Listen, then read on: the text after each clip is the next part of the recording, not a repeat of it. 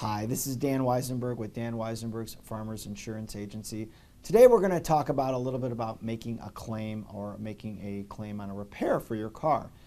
The first step is always contact your agent or contact your point of insurance. You want to explain to them exactly what happened.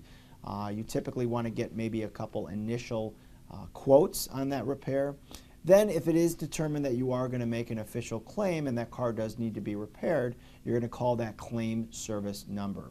Sometimes you can do it with the agent, so to make sure you can fill in all the blanks, but if you have to, you can do it on your own. Tell them exactly what happened, tell them exactly what you believe is damaged, and the quotes if you can provide it. Also want to provide them a police report if that's something. Basically as much information as you can so they can give you next steps on potential vendors to get your car repaired or where you can't go, things of that nature.